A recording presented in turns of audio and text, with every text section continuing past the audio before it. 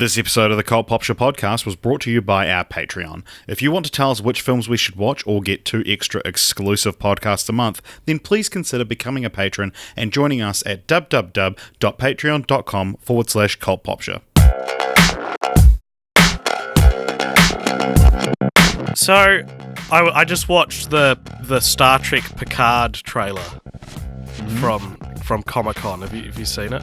No. It's so exciting if you watched Star Trek The Next Generation. Oh, and which you did? I did not. Oh. So I watched it and I was like, fuck, I can imagine being like absolutely over the moon for this. But I don't know who that character is. I don't know what that means. I don't know if that's classic Picard or not. Like, it's all just not nonsense. That's a bit harsh, but meaningless to me because I never watched it. Yeah, I'm just watching it now. Mm. Oh, that's classic Picard. Is it? Yeah. You would know. Oh, it's that character. It's that prop.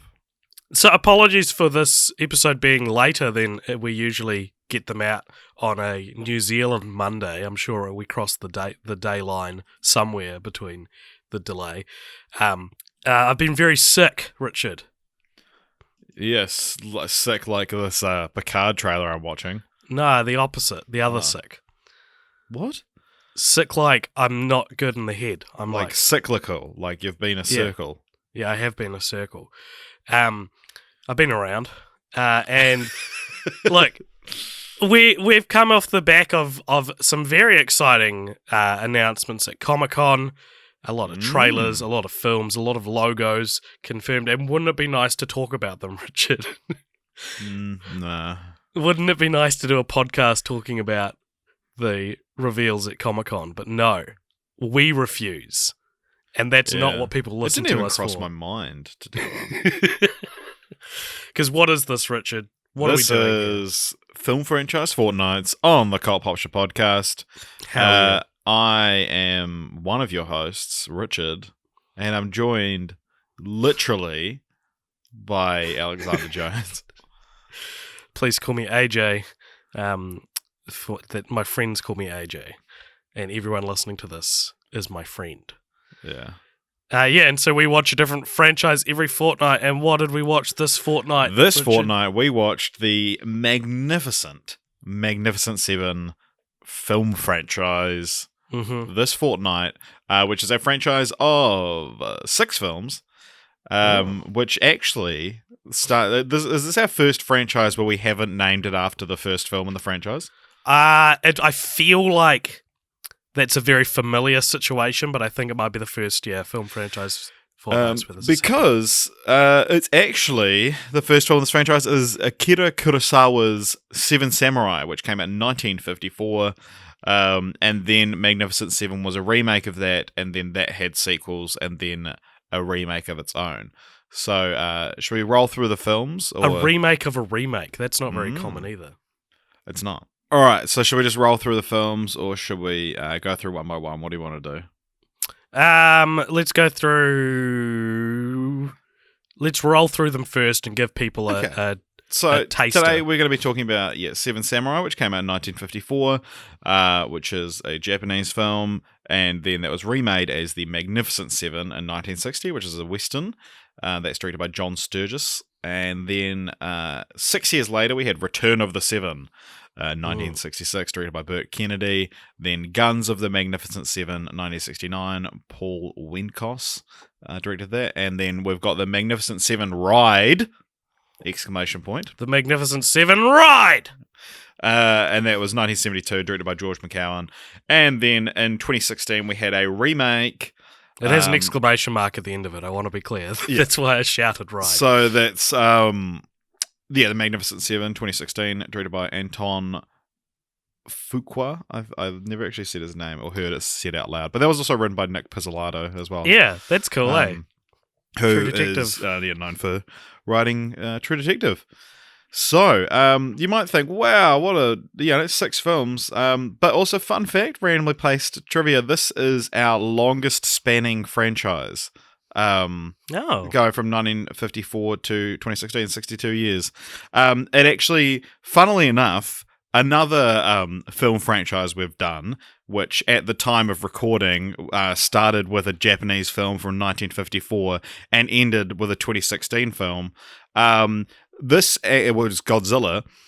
This actually beats Godzilla by 3 months. But wouldn't you say King of the Monsters? Yeah, no, at the time of recording. Right, at the time of recording. Okay. Yeah, I did say that. Yeah. And also, I've been sick, dude. I'm sorry.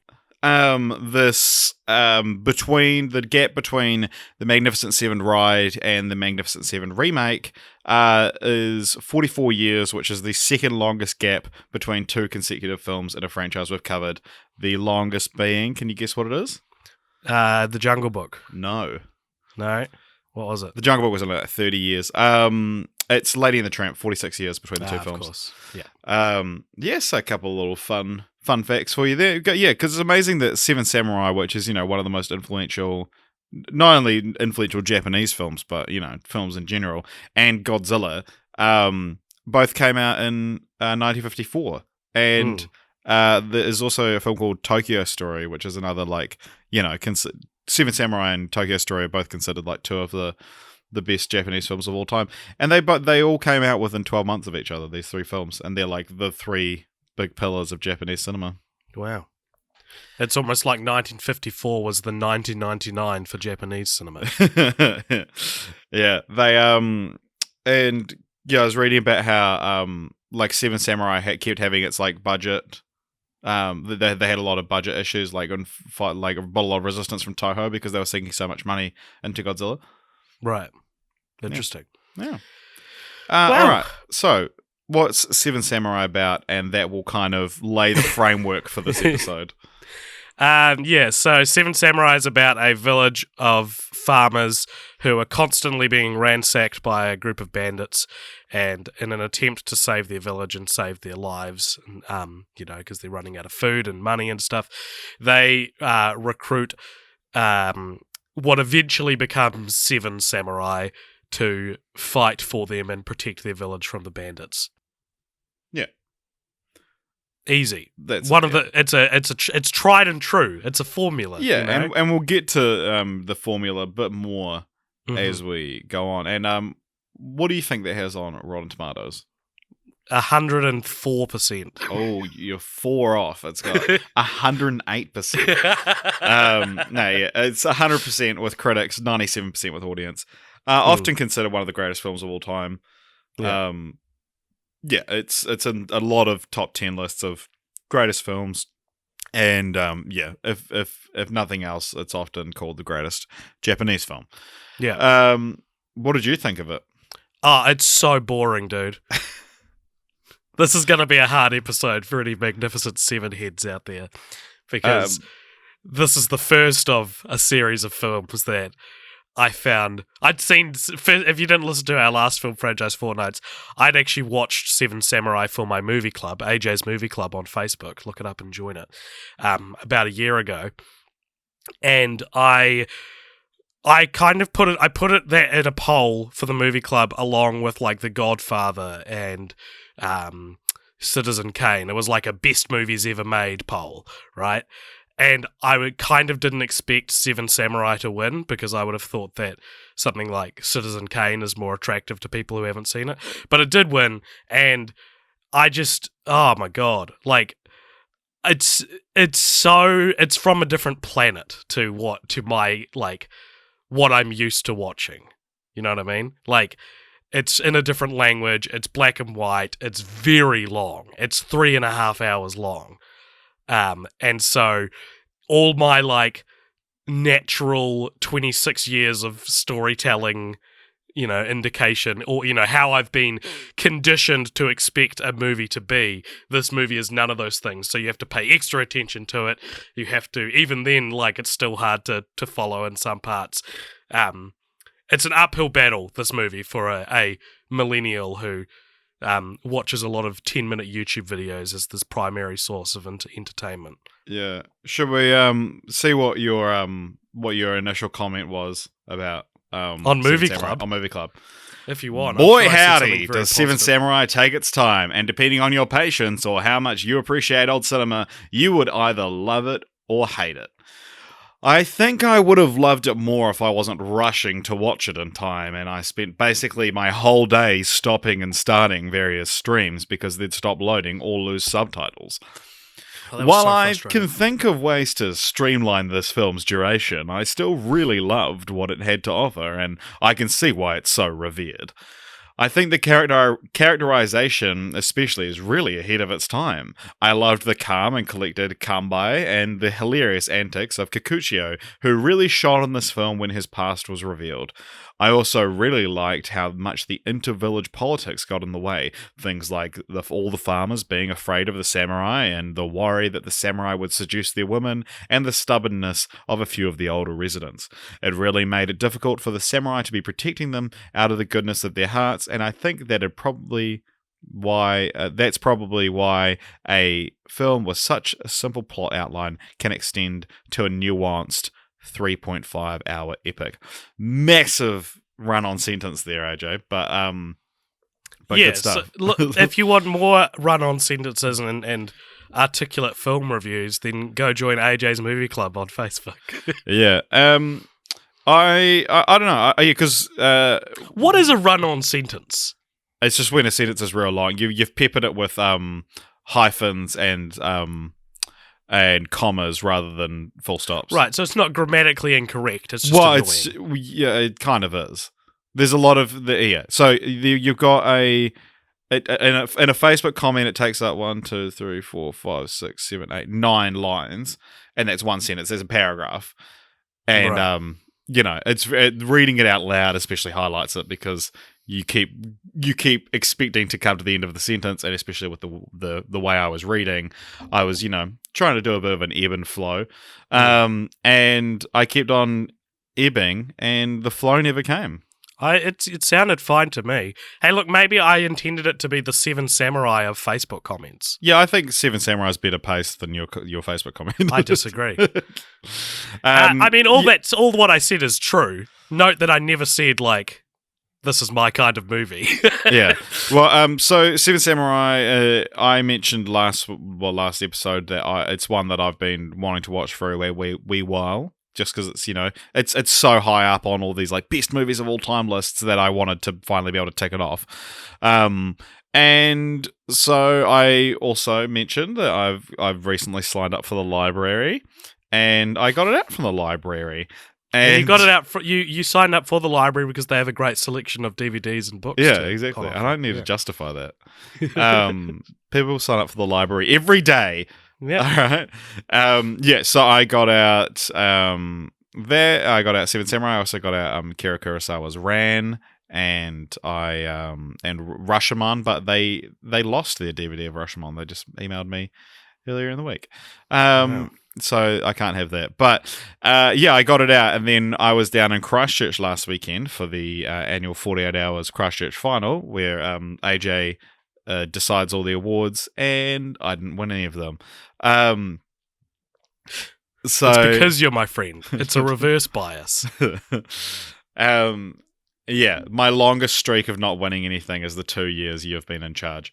Anyway, I just want to say, for anyone who knows about 48 Hours, I definitely do not decide who wins all the awards. So he's kidding. Don't actually think that. Yeah. It's not true. But and I was down, and so on the Monday before the final, when we should be getting ready, I'm sure AJ had heaps of admin to do. Instead, he came over to my house for a solid 4 hours, and I brought down my DVD of Seven Samurai that I got from the library, and we sat there and watched that together on an unbroken stream, with subtitles, because it's a DVD, and that's how they work. work. The old days. Yeah. And it's like those ads. It's like Richard's DVD makes sense, AJ's doesn't. Yeah, exactly. Yeah, because you never watch streams. You Yeah. never download a movie illegally. I don't It's watch only what I streams. do. Whatever. Well, I don't. Really? Yeah. I've watched streams with you. Yeah, but that's because it was your way of doing things. Okay. Yeah, I always download. As if that's better. Yeah, no, it's not better, but I'm just saying, I don't do streams. because they're so much harder to find and yeah. Yeah, downloading is classier. Yeah. Now I've It's got the like difference between robbing an art gallery and robbing a dairy. Although I have been looking into for our next film franchise, which will be revealed at the end of the episode, I've been looking into buying them because it's like just as DVD easy. acquisition. And it's like just as easy. It's only like $40 for the entire franchise. What? On Blu-ray? Oh my god! Yeah. So maybe, maybe we should buy it with the Patreon money since they got us to do it. Anyway, I'm getting off track. We watched Seven Samurai together, and I think there's elements of what you kind of said about the good, the bad, and the ugly that you can kind of zone in and out, and because it's so slowly paced and such an epic that you can kind of still just pick up on what's happening, Well, because it's as I said, the plot of the film is like, it's such a basic story structure that it's actually quite like incredible that they managed to stretch it out to be that long. And I think, like with Good, the Bad, and the Ugly, as long as you remember that's what it's about, you can kind of not pay attention to other parts of it and still understand where the story is going and why it's like I understood the beginning, the middle, and the end. Exactly. But I might not understand every single scene. Yeah. There might be a scene where I'm like, I don't know why they're talking about this. Yeah, but they are. That's what that like I think, and it's starting to become a real problem as well. Is that like because we've watched so many films for this podcast, and I'm trying to watch a film like every day, and at like I think like next week I will have watched more films this year than I did last year. And I watched 250 films last year. So, but I was looking through them, and I was looking through my list that I've watched this year, and I have no recollection of watching Following. I watched it in like February for your movie club, and I do not remember. I don't remember like the circumstances I watched it under, or like what it was about really, or anything like that. But I've started when I'm watching a film, I follow like a précis of it. That like A what of it? A précis. They make like précis maps, which I are don't know like what that is. so. It's like a let me find the dictionary definition. Whoops, I spelled it wrong. So that's make the things I wanted to know. Off to a bad start. So it's a summary or abstract of a text or speech. So I learned about it in the term in geography because you make like a précis map. It's like PRECIS. Are you just saying synopsis? No, but like, well, I've like when I'm watching a film, I follow it in like in very broad terms, like, and then watching it again, or like when the whole film's finished. So there's like bits, like you say, when it will get to a scene, and I might not be able to tell you what's happening in the scene, but I can follow it. Like, I guess it's as well that like my comprehension and what I can say during a film are two different things. Yeah. Like. Yeah. Yeah, or like I think I'm following this, but I'm not confident enough to lead you down the same path as what I am. But then at the end of the film, we can be like, oh, what was that scene about? Oh, it was because of this, Right. So I have to take in the whole film before I can. Yeah. So that's Seven Samurai was a real test of that. I once watched Primer with some people, the famously confusing movie Primer, and at one point people paused it so I could explain it, and in my head I was like, I'm not confident that I can explain this. Yeah. Like, the fact that people are pausing the movie for me to try and explain it was very daunting. I'm not good enough for this. Don't trust me. Yeah. So yeah, that's Seven Samurai. Apparently, like talking about the plot, apparently it was Kurosawa originally wanted to just do like a film that was like a day in the life of a samurai. So you see him like wake up, go to work, come home, and then kill himself because of some like thing that had happened that would be revealed.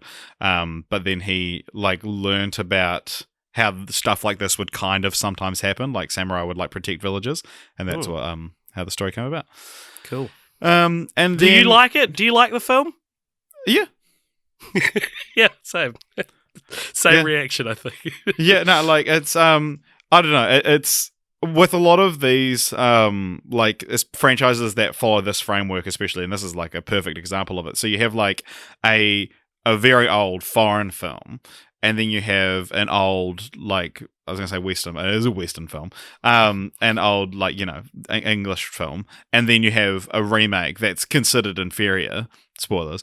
I still tend to enjoy the modern one a bit same. more, because it's like, because you're seeing actors that you know and love, and it fits a bit more into modern storytelling thing, and that doesn't necessarily mean like big explosions and stuff like that. It's just, I think movies and dialogue tends to be a bit faster paced these days, which makes it easier. But well, for me, it's the balance between recognizing and distinguishing between 7 different samurai or cowboys from the 50s and 60s, or distinguishing between Chris 7 Pratt different and Ethan Hawke, actors who I know their first name, Yeah. And so I found it a lot easier to follow just for that reason. That's a good point, yeah.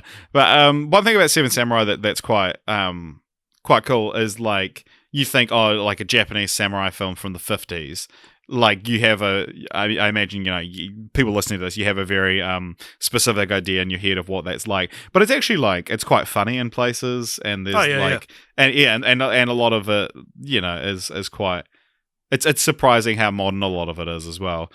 For like a Japanese samurai epic set in the 1500s from 1954. Yeah. So that was remade into the Magnificent Seven. What's that about? Is that the theme music? Something like that. Yeah, that's Magnificent Seven, right? Yeah.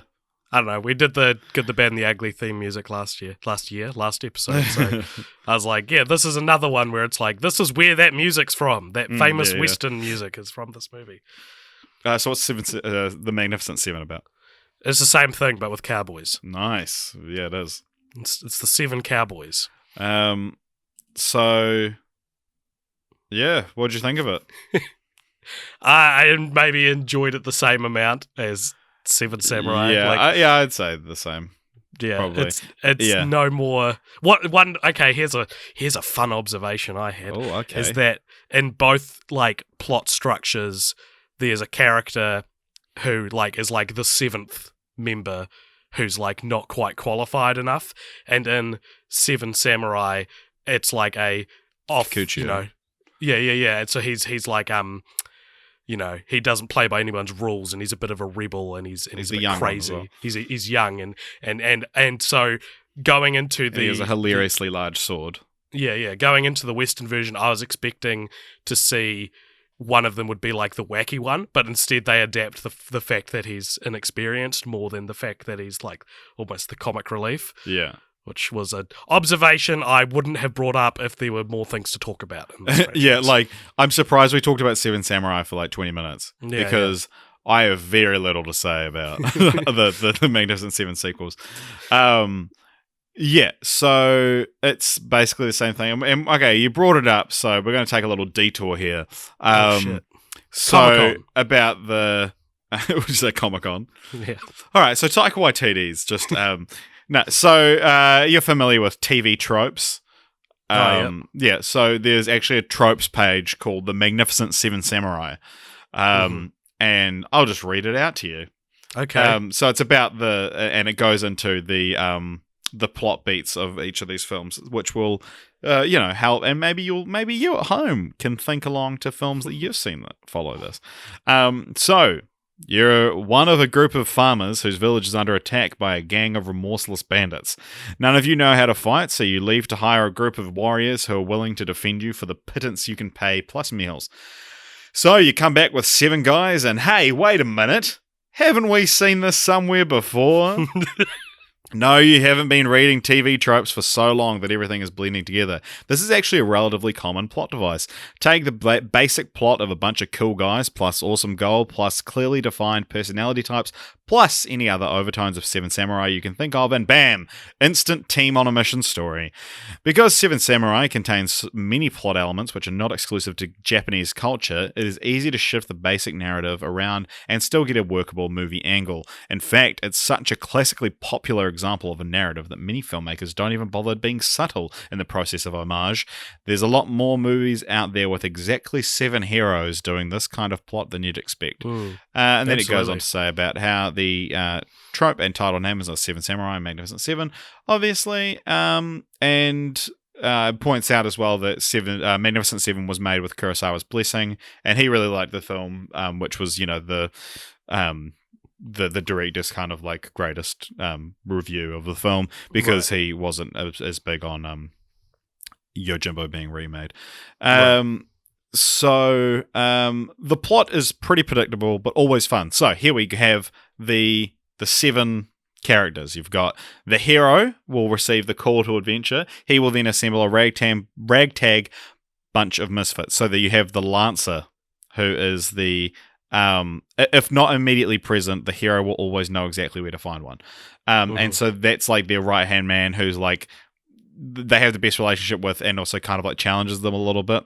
Usually a bit of a sly talker. Then you got the big guy, the smart guy, the old guy, sometimes a shell-shocked veteran, the young guy, and the funny guy. Yeah, totally. And then the team finds, so that's part 1. Part 2, the team finds that the people they are trying to protect are largely unwilling or unable to fight for themselves. The team successfully stands off the first attack.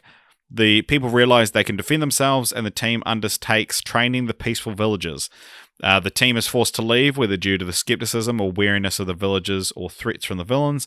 The team decides to return. There is another attack. The people join in both enthusiastically and competently. Several of the team are injured or killed. The attackers are defeated soundly, but not always completely. And the people indicate that they now can and will defend themselves when and if the attackers return. What remains of the team departs. Yeah, and it's usually, I noticed in more movies than not, it's 4 of the 7 die and 3 survive, is what often happens. And I say that because even though only 3 of these movies out of the 6 are the same movie, just remade, the sequels to the original Magnificent Seven follow a very similar plot structure each time. So it's essentially the same thing. It's still about, finding 7 people. I think I think it might have been Brent commented this on an episode when we were talking about how the Mummy, that original Mummy franchise we watched from the 50s, how it was like the same movie just over and over again. And he pointed out that it's because back in the day, like when the Magnificent Seven came out, there wasn't DVD, VHS releases. Yeah, there's no other way to watch them. Yeah, so the way they would make a sequel, and it'd be like, and you go and watch a very similar movie to what you remember, because that's why we made the sequel, to remind you about how good the first one was. Well, and also because the thing with The Mummy was that these are hour-long films that half an hour of each one was just recapping the last one. Yeah. Which only had half an hour of new footage anyway. Yeah, and I think that that's part of the reason. So what do you think that has with critics on Rotten Tomatoes? Magnificent Seven. Yeah. Probably high 90s. Ooh, 88. 88. What do you reckon it has with audience? High 90s. 88. All right, then we had... Imagine if it was 77. That'd be better. Return to the Seven, 1966, directed by Burt Kennedy. What's this one about? Okay. So a priest has been kidnapped by a bunch of outlaws, and the main guy from Magnificent Seven... Do you remember his name? Chris. Which is a distinctly un-cowboyian name. I was actually thinking this the entire time, and I wanted to bring it up. I'm glad you did. Yeah. Chris the Cowboy? Chris Adams. It's no, I don't know. Maybe if they'd called him Christopher. Chris feels like a very modern name to call your 1800s cowboy. His name's Chris, and so he gets up another 7 people to go and save the priest in a whole village. And this is I feel like this is the earliest inferior sequel we've ever watched. Yeah. I don't even though I've watched it, I don't feel qualified to talk about this film. So we had Guns of the Magnificent Seven, 1969, directed by Paul Winkos. Spoiler alert: no critics score for this one. Oh wow, really? What's this one about? It's just the same thing again. Yeah. What's different about this one? I'm trying to remember it properly. It's got a different Chris in it. Yes. Yeah. It's George Kennedy. Yeah, it's George Kennedy plays Chris, and it's a that's right. It's a Prison Break, this one. Yeah, this one's coming back to me. There's a Prison Break, and they've got to... I enjoyed this one more than Return. I enjoyed this one more than Seven Samurai, dude. There's one scene that like it stuck with me where it's like they're like torturing the seven and they bury them in their heads up to their necks and then just like get a bunch of horse to like go nuts around them. I don't think that was the seven. Oh, they bury seven people up to their head. It's not the seven though, because the seven still survive after that. Yeah, no one dies during that. Yes, they all die during that. They're a bunch of prisoners. I need to watch this film again. Yeah. No, it's a good scene. It's very scary. And I also really liked. There's a line in this where the seven is like, Chris, who's now different, and he recruits a bunch of old and new friends, and one of them is like one of the seven is a Mexican person who's from the village that they're trying to protect, right? He's like the representative, and they meet the bad guy in their travels, who's like a Mexican general, and he says, and he talks himself up and then walks away, and as he walks away, the Mexican guy in the Magnificent Seven says, "A pig in armor is still but a pig," and I was like, "Fuck yeah, dude." That's such a cool line. So yeah, I liked a lot of this film. At least this one had like sprinklings of modern storytelling in it enough that I could jump on board. Yeah, as a millennial, you could follow. Yeah. There was a. Like, why are they eating Tide Pods? There's like a really cool character introduction where a guy's being hanged or he's sentenced to be hanged for stealing a horse, and everyone's like, "Yeah, he did it," and then Chris's reveal is he goes, "No." And they were like, "What do you mean?" And then he manages to free the guy after. Because it's like, who all in favor of him being hanged. Yeah. All opposed, yeah. Yeah. And then, because it's like he gets him out using his smarts first and then his sharp shooting skills. Yeah. And then it turns out he did steal the horse, but he's like, oh, well, that's life. And it also has fucking Brooks was here in it. He's one of the main seven. Oh, is it? Oh, nice. Yeah, the guy with the family who they go to, and he's like, "Oh, I've got a family now. I can't get back into this." Brooks was here. Nice. Brooks was here from from Shawshank Redemption. Shawshank Redemption. Yeah. All right. So then we're the Magnificent Seven. Riding Cowboy. In 1972, directed by George McCown, and so this also doesn't have a critic score. And this one sees a new Chris, this time played by Lee Van Cleef, who we mentioned last episode, is the sort of second star, second billing in For a Few Dollars More, and is the bad from The Good, the Bad, and the Ugly. And also, we should say as well that in The Magnificent Seven, the main bad guy is Eli Wallach, who's the ugly in The Good, the Bad, and the Ugly. Yes, yeah. Clint Eastwood doesn't appear, though. No, he would never do it. So this, what's this one about? You referred to this as being the Logan of the Magnificent Seven. Well, because it's a lot more dark and brutal, but it is still eventually it becomes about the same thing. It's the same guy. Now he's Lee Van Cleef, and he recruits a bunch of people to help save a village from bad guys. Yeah. But... And I like that in this one, he's like, seven's my lucky number. Because it's like, how does it always just end up being seven people? Yeah, seven's my lucky number. Back when I had a different colour hair, and back when I was bald and Creole. This is... I really liked how this one started, and then it's like everything I liked about it slowly circled the drain and was eventually gone by the end of the film. So like at the start, Chris now has a new job as like a prison warden essentially, and he doesn't want to let out this 18-year-old boy who's got in custody because he like robbed a family, like a starving family, and he's like, that's really bad. And they're like, no, but you can't send him to this big prison house, he's just a boy. It's not that bad. It's not that bad, Chris. And so his wife, who he's now got, she convinces him basically to have a heart, and he lets the boy out, and then the boy like robs another bank and kidnaps Chris's wife, and it's like, oh, that's cool, you know. It's like the he should have stuck to his guns. It's like that's a cool kind of story. And then him and the dad from the Waltons, which is only an actor I know because my mum watches a lot of the Waltons. They go on a on a voyage to find Chris's wife, and I was like, cool. It's, you know, it's a revenge story. It's dark.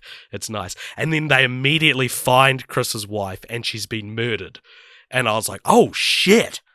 And then they find the people who killed it. They find the boy who did it within 20 minutes and he's already dead. And then the story just shifts to being about the Magnificent Seven story structure. Yeah. And I was like, what?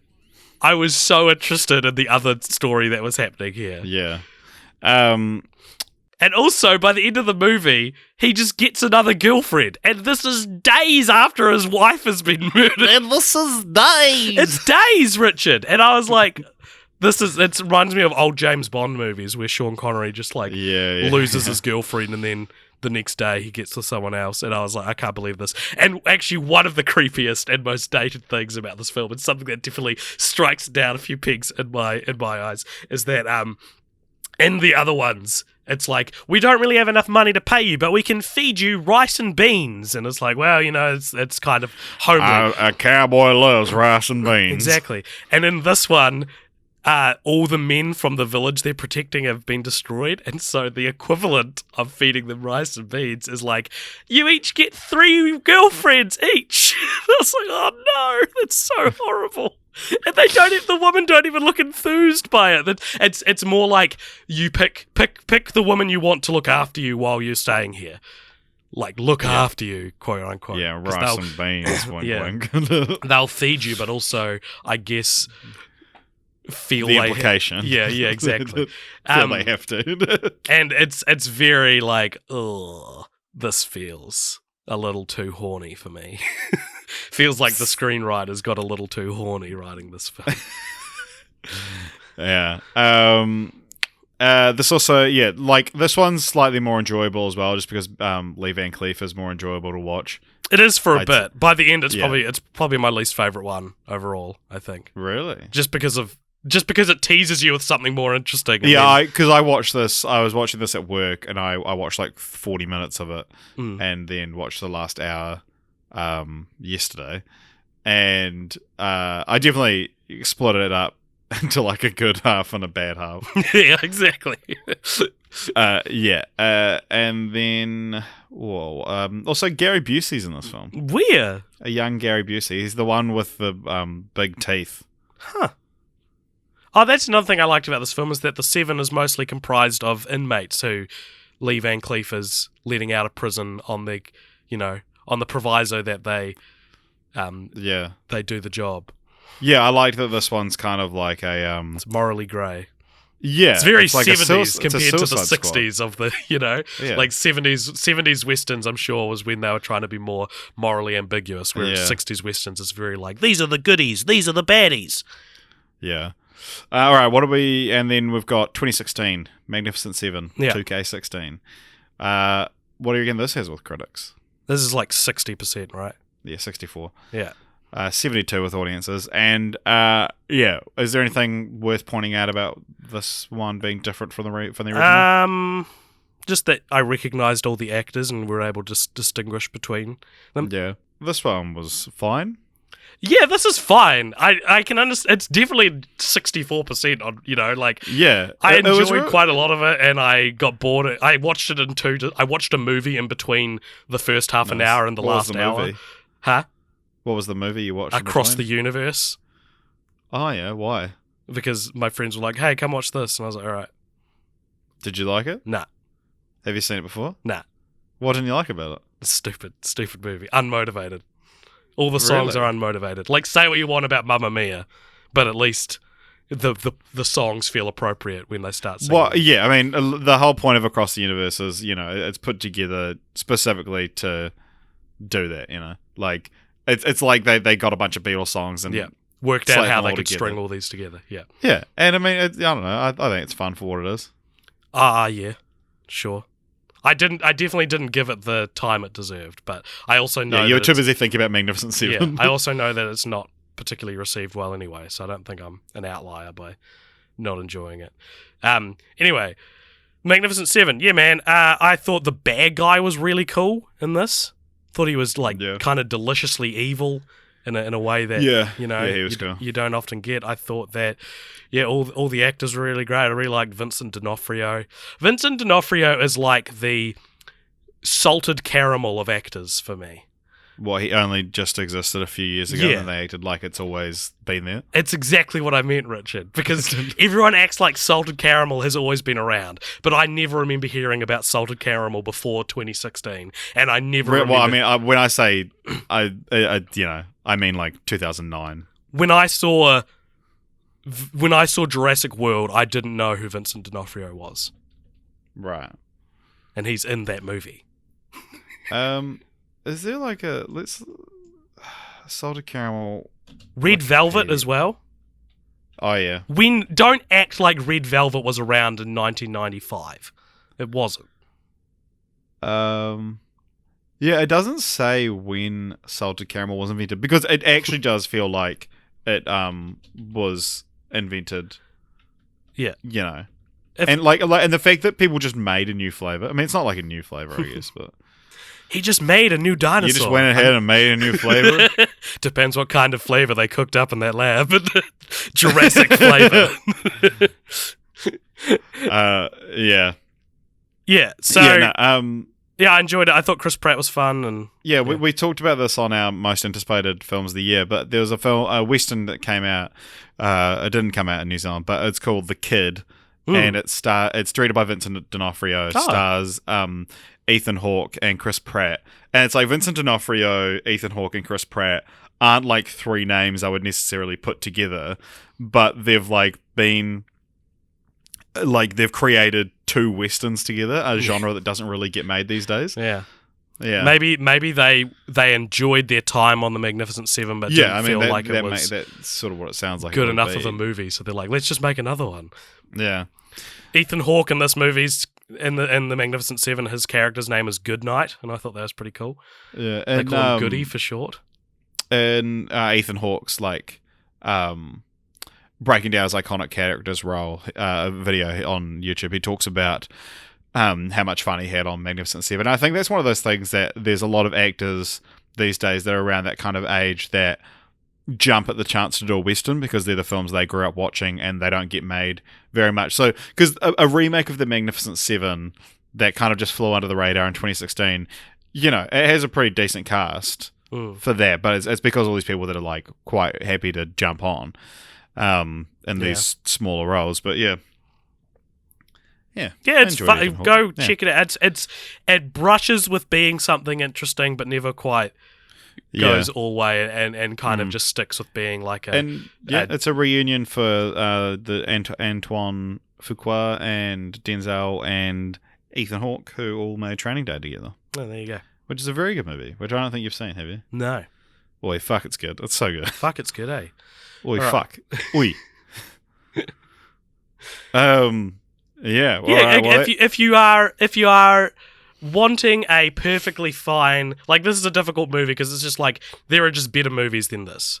So if you're like, what movie should I watch tonight? I'm probably never going to say The Magnificent Seven 2016, but it is that kind of movie that you would chuck on because you're bored. It's like a not quite as good blockbuster. Yeah. What an indictment. Yeah, I remember when it was announced, and I was like, I just assumed Magnificent Seven was like one of those untouchable movies. Yeah. So, and I was like, they're remaking Magnificent Seven. I was like, fuck. Well, it is. To be fair, it is one of the best movies of 2016. Yeah. I'm not even kidding. It's probably in my top 10 of 2016.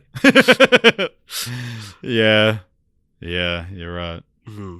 Fuck. Damn. What a year. What a year that was. What was the best movie of 2016? Fantastic Beasts and Where to Find Them. Swiss Army Man, I think, was 2016. Oh, yeah. Okay. Yeah. Yeah. Nice guys. All right. Well, it's time to move on to a little segment called We Talk About Titles a Lot on this franchise. Podcast. Fun fact, when Seven Samurai was first brought to the States, it was called The Magnificent Seven. And then Huh. they later renamed it once they decided to do a remake to Seven Samurai, which is just a translation of what the title is in Japanese. And yeah, so to avoid confusion with the upcoming remake. But yeah, what do you think of the titles? I mean, probably the biggest outlier is Return of the Seven. It's the only one that doesn't have Magnificent Yeah, in the but title. I've seen it in some places called Return of the Magnificent I Seven. did too, yeah. Yeah.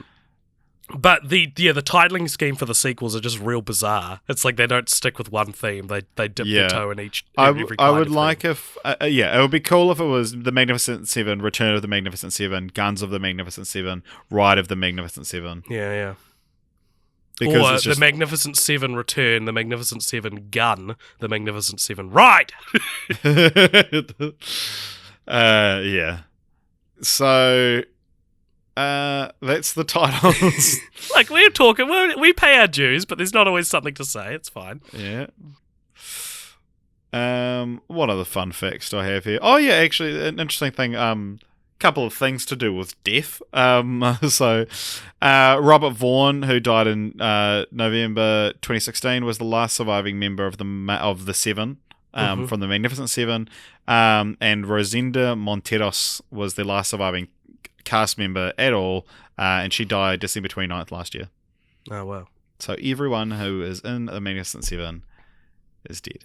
Which same with Seven Samurai, right? They're all dead as well. Yeah, we looked it up. I think the last person in Seven Samurai, because I don't think any of the Seven Samurai made it to the Millennium. 2000s. The last one died in 99. But the last cast member to die died on my birthday, 2017. Wow. February 8th. Thank Please you. send me presents. So Should we get a PO box? Let us Huh? know in the comments if you've listened. If you listened this far, you're clearly a commenter. Let us know if you want us to set up a PO box. If So you can want to send us stuff. Send us shit. Yeah. So yeah, if you just send us DVDs and we'll just watch them. And Well, I'm not committing to that. God. oh fuck, we might get one DVD a year if we're very lucky. Magnificent Seven was the last film composed by James Horner before he died. But he composed Southpaw with which was directed by Fuqua, and so James Horner died like during filming of Magnificent Seven.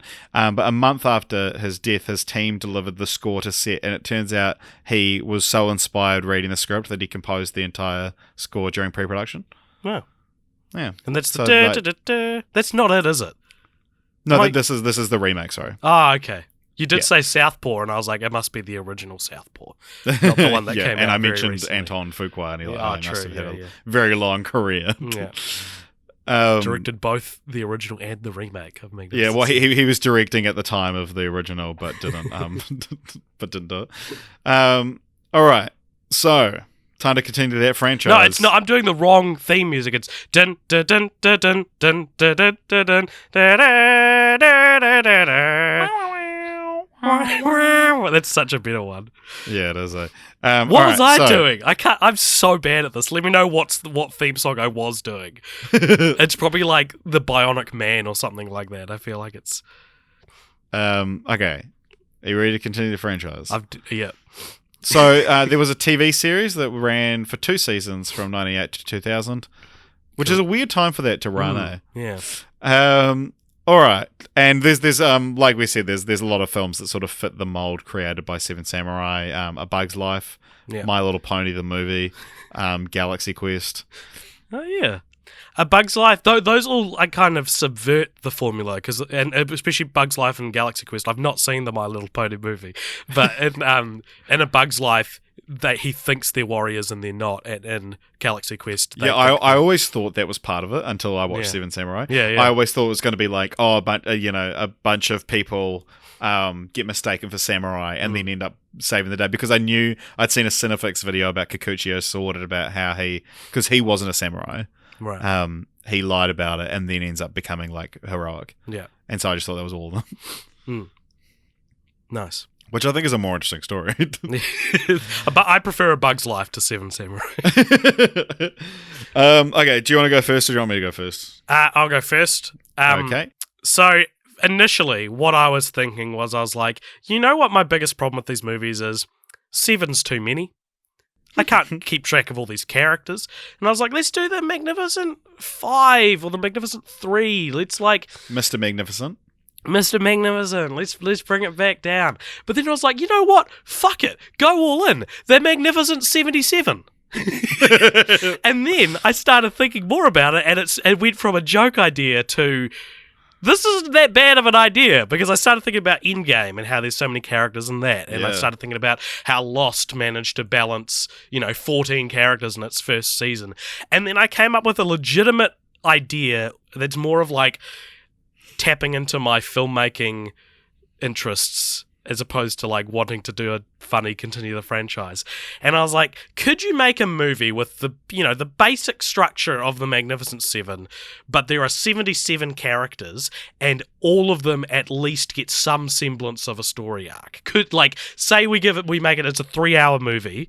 Yeah. Can you do a 77 large army and give each character at least some moment in the spotlight where you can go, this is what this character does. 2.5 minutes. Well, maybe some people get more than that. Maybe there's a main character. Maybe there's a Denzel, and... Yeah. Who would... now let's go through. Who would you cast as each of the 77? Well, I don't know, but you could get, the first 7 could be all A-listers, and they're the ones you focus on more, and then you gradually go back down through the alphabet of actors and cast, keep going lower and lower. But I don't know, I just thought that was an interesting idea. Is it possible, I guess? How long does the movie have to be to flesh out 77 characters? Yeah, and flesh out in the sense that, like... Just keep making the movie until every character has a completed story arc, and then see how long it is. And I mean, Lost is a TV show, so maybe that's the way to do it. But it is like, could you, say like, I don't know, Steve Zahn, he's a certain level of fame, and he's in this movie. And... He is a certain level. He's a specific level of fame. I know, yeah. I'm just laughing at you being like, he's in this movie. It's it's a movie you're creating. Yeah, yeah. You can do whatever you want. And so say, like, you see him 45 minutes in, and he's, like, wanting to avenge his father. And then you see him die. Who's his father? I don't know. You don't know. And then you see him die. Is his father not one of the 77? Because there's another one. Yeah, and then you see him die. You see Steve Zahn's character die, 20 minutes before the end in a heroic death. And it's like, there's his character arc. The minimum of what you can do for a character arc. Yeah. And nice. Steve Zahn could pull it off, dude. Okay, so continue the franchise. So it's a film about a quaint little town that has had enough of these bandits that are stealing all their stuff. Yeah, and so they recruit 7 warriors to come and protect them. But to fight a bandit, you need to think like a bandit. Oh shit! So they get together a veritable Suicide Squad of people to protect their town. So going back up through the 7 stereotypes of the archetypes. So you've got the funny guy, Hades. You've got the young guy, Clayton. You've got the old guy, Frollo. You've got the smart guy. Now, I could either go Jafar or Scar here, depending on whether we want them all to be human. Then you got the big guy, Ursula, and the Lancer, Gaston, who all come together for the Maleficent 7, led by Maleficent. Very cool, man. What a creative idea. Thanks. When I was watching Across the Universe with my friend Serena, she kept going like, "Oh, that's very cool." Watching them, like being like a supportive mum looking at their son's Minecraft map. "Oh, that's very creative. How'd you do that? How'd you do that part?" And then they go back to whatever they actually care about. Very creative is such an insult. If someone's ever showing you their thing, don't reply with, "That's very creative." Yeah. All right. Well, that just about wraps us up in the interest of keeping this in under 1 hour. join us next time for... Hold on. Shall I give the plug before you reveal the... Yes. So this is, if you don't know what, we're going to reveal what our next franchise is, which was voted on by the Patreons over at patreon.com/cultpopture. For $1 a month, you too can suggest and vote on our for every second franchise we cover. But before we tell you that, if this is your first episode of Cult Popture, then please check us out on YouTube and Facebook and Twitter and Instagram. And you can email us at cultpopturemedia@gmail.com. We're on all the socials. Hang out with us on Little Empire Podcast Pals, Very because good. we're part of a podcast network called Little Empire. There's lots of great podcasts on there, so go check those out and come hang out on that Facebook group. Just search for Little Empire Podcast Pals on Facebook and request to join, and then say Cult Popture is your favourite podcast when you do the little joining quiz. Yeah. Every time you say Cult Popture is your favourite podcast, an angel gets its wings. All right. What is our next franchise, AJ? You say half of it, and I'll say the other half. I'll say every second letter. No, it is the Fast and the Furious. Oh my god, this has been a long time coming. Yeah. So this was voted on our patrons with some very strategic social planning. Yeah, this feels like when you hear that there's two guys doing a podcast where they watch every franchise ever, this almost feels like one of the first three that do. Yeah. People have asked. This is a very asked one. But because a very asked one. Just before we next release our episode, Hobbs and Shaw's coming out. Yeah, exactly. So that was what I meant. It's very strategic planning on our patrons' half, on their part. Sorry, and yeah, I mean, this franchise will have it all, man. It's got weird titles. It's got ample. It's the We Talk About Titles franchise. Yeah. That and Final Destination. Yeah, I'm getting dangerously close to 1 hour on my record. Me too, dude. Let's get to. I'm on 52, 53. Oh shit! 54. Bail. All right. Goodbye, thank everybody. Thank you for listening. Bye. Bye.